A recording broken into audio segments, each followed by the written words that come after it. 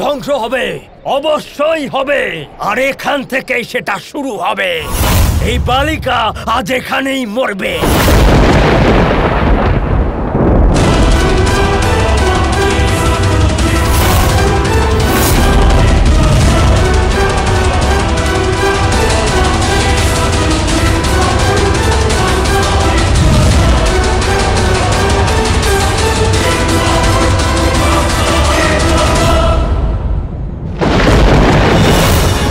আজ আমি তোমাকে লক্ষ্মী এবং নারায়ণের 7 জন্মের প্রেম কাহিনী শোনাবো।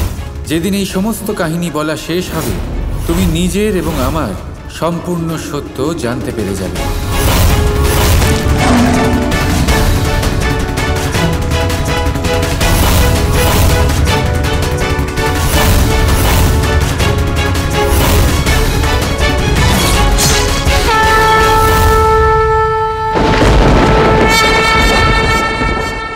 আমি উত্তর পেয়ে গেছি কৃষ্ণ। যদি একজন অসুর আক্রমণ করে তাহলে আমি লড়াই করব।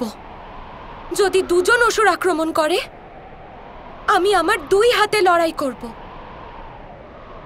আর যদি 8 জন অসুর 8 দিক থেকে আক্রমণ করে তাহলে আমি অষ্টলক্ষ্মী 8 দিক থেকেই লড়াই করব।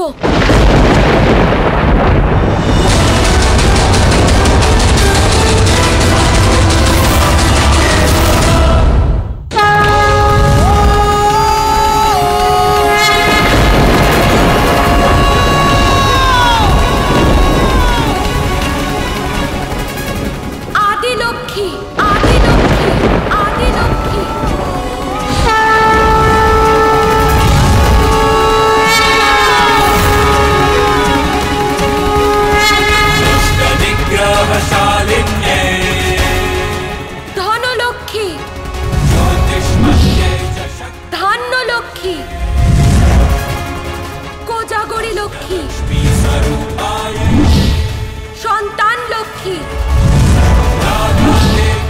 ধৈর্য লক্ষ্মী, বিদ্যা লক্ষ্মী, জয় লক্ষ্মী। বিদ্যা বিজয় বীরায়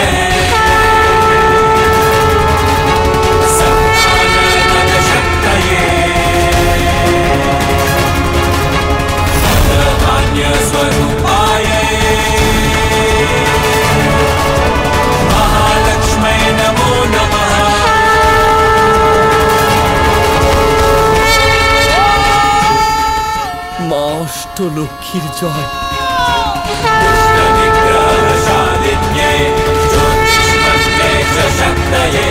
अष्टलक्ष्मी स्वरूपाय राधा देव्यै नमो नमः। विद्या विजय वीराय संतान गज शक्तये। এটা কি হচ্ছে? এটা কি কুমার জ্যোতি? এই বালিকা কে? রাধা নিজের সত্যের নিকটে পৌঁছচ্ছে, নিজের অস্তিত্বের নিকটে পৌঁছচ্ছে, নিজের বাস্তবিক রূপ বোঝার দিকে অগ্রসর হয়েছে আমার রাধা।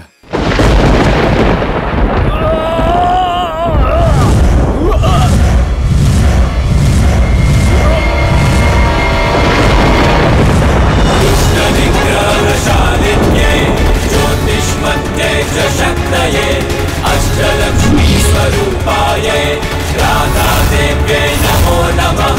विद्या विजय वीराय संतान गज शक्तये धन धान्य स्वरूपाय महालक्ष्म्यै नमो नमः।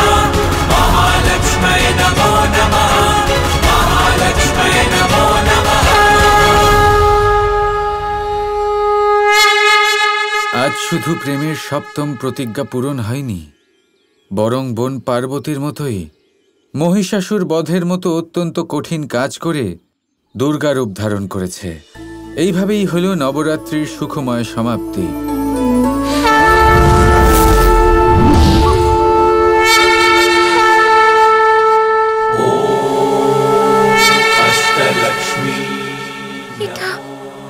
এটা কিরকম অনন্ত শক্তির অনুভূতি হলো।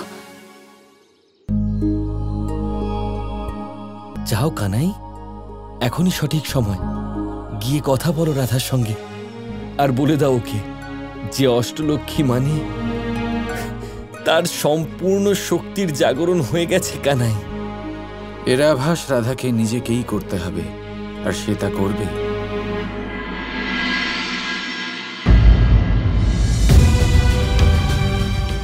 এইসব কি করে হলো? এসব এসব কি আমি করলাম? ওই সব শক্তিশালী যোদ্ধাদের পরাস্ত আমি করেছি।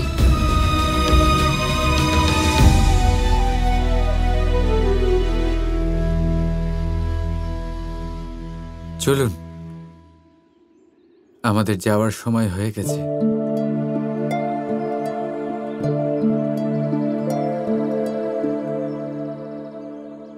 আমরা জিতে গেছি মহারাজ, কংসের বাজি আমরা জিতে গেছি। তার মানে পরের বছর আমাদের কর দেওয়ার কোনো প্রয়োজন নেই।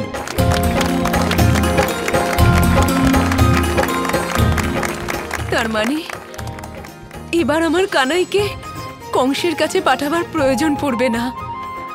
হ্যাঁ যশোদা,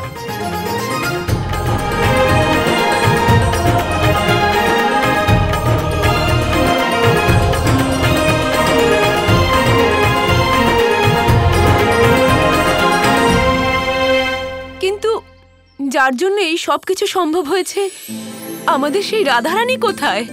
হ্যাঁ হ্যাঁ, রাধা কোথায়? হ্যাঁ, এখানেই তো থাকা উচিত ছিল।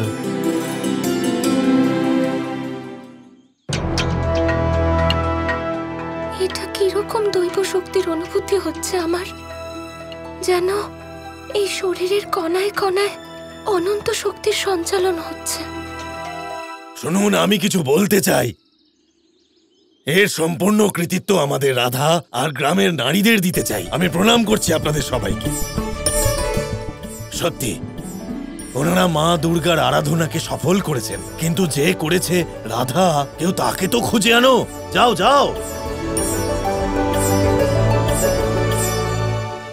রাধা, কোথায় তুমি? রাধা, রাধা, রাধা। আমার মধ্যে কেমন দৈব শক্তি আছে যে আমি ওই ভয়ানক অসুরদের পরাস্ত করে দিলাম? কংস, ওই কংস এবারও কিচ্ছু করতে পারল না। কৃষ্ণর সাহায্যে রাধা এবারও বাজি জিতে গেল। মা, এই খেলা আমাদের হাত থেকে বেরিয়ে যাচ্ছে। বিষয়টা তার থেকেও বড়, আয়ান। এই খেলা কখনো আমাদের ছিলই না। এই খেলা তো সেসব দিব্য শক্তির। কিন্তু একটা কথা আমি বুঝতে পারছি না, যে ওই কৃষ্ণ এই শক্তির প্রয়োগ কি করে করে? কোথায় যাব আমি? কার থেকে সাহায্য চাইব? কি করব? আমি কিছুই বুঝতে পারছি না, আয়ান।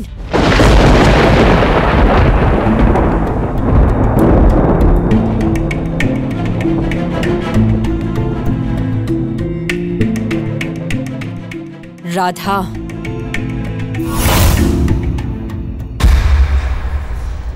হ্যাঁ মা। কোথায় হারিয়ে গেছেন আপনি? একটা বাজি জিতেছেন আপনি, আর গ্রামবাসী মন খুলে প্রশংসাও করেছে। এখনো এরকম এদিক ওদিক মন থাকলে সংসার কি করে সামলাবেন? এবার এই বাস্তবে ফিরে আসুন, রাধা রানী। আয়ানের বাবা মহাভোজের আয়োজন করেছেন, জানো তো? তা ভালোভাবে সম্পন্ন করা তোমার কর্তব্য, রাধা। ভোজন বানাও, যমুনা থেকে জল ভরে আনো, আর বাসনও মেজে রেখো। এবার যাও, শুরু করে দাও।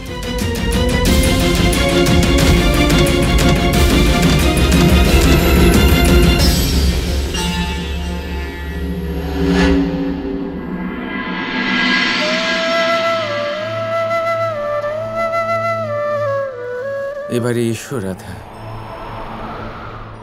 আমি তোমার জন্য অপেক্ষা করছি।